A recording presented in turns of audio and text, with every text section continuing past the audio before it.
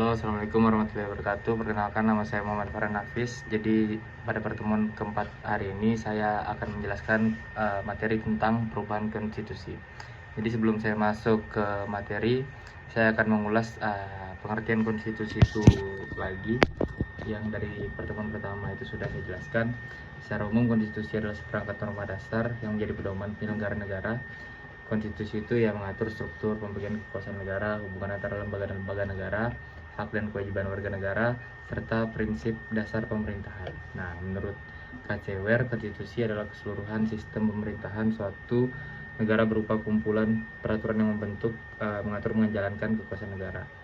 Nah, lalu saya masuk ke pengertian perubahan konstitusi. Perubahan konstitusi atau constitutional amendment, atau yang sering kita dengar amandemen Undang-Undang Dasar kalau di Republik Indonesia, itu adalah tindakan hukum untuk mengubah atau menambah atau menghapus ketentuan dalam konstitusi agar sesuai dengan perkembangan zaman, karena hukum itu mengikuti zaman.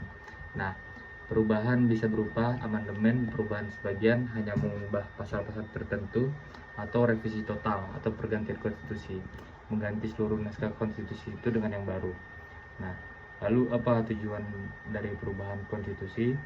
Nah, perubahan konstitusi dilakukan untuk yang pertama itu menyelesaikan atau menyesuaikan dengan dinamika sosial, politik, dan ekonomi, memperbaiki kelemahan dalam konstitusi sebelumnya, lalu menegakkan prinsip demokrasi dan HAM tentunya, mempertegas sistem pemerintahan yang diinginkan bangsa, mencegah penyalahgunaan kekuasaan oleh lembaga negara.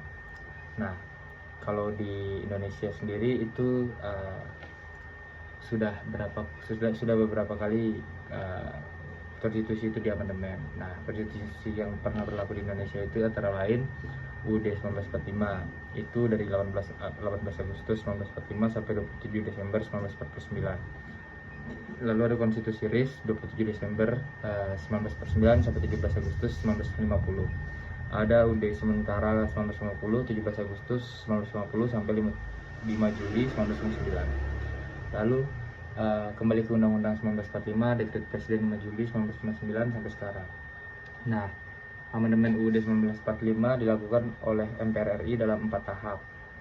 Nah, amandemen pertama tahun 99, amandemen yang kedua itu tahun 2000, amandemen ketiga itu tahun 2001, amandemen keempat tahun 2002. Lalu apa saja prosedur perubahan konstitusi itu? Yang pertama, usul perubahan diajukan oleh sekurang-kurangnya 1 atau 3 dari jumlah anggota MPR. Nah, lalu usul harus diajukan secara tertulis dan memuat bagian yang diusulkan untuk diubah beserta alasannya. Lalu sidang untuk mengubah Undang-Undang Dasar harus dihadiri sekurang-kurangnya 2 atau 3 anggota MPR, 2/3 anggota DPR, MPR. 4, keputusan untuk mengubah Undang-Undang Dasar dengan persetujuan minimal 50% plus 1 dari seluruh anggota MPR. Lalu bentuk negara kesatuan Republik Indonesia itu tidak dapat diubah. Nah, dampak amandemen Undang-Undang Dasar 1945 itu ada pro dan kontranya. Yang positif itu demokratisasi pemerintahan meningkat, adanya jaminan HAM, pemilu lebih transparan dan langsung, pemisahan kekuasaan lebih jelas. Lalu negatifnya timbul konflik of interest atau timbul konflik kewenangan antar lembaga negara. Lalu perubahan cepat juga menimbulkan ketidakpastian hukum di awal penerapan. Mungkin itu saja materi yang dapat saya sampaikan. Lebih dan kurangnya saya mohon maaf. Wassalamualaikum warahmatullahi wabarakatuh.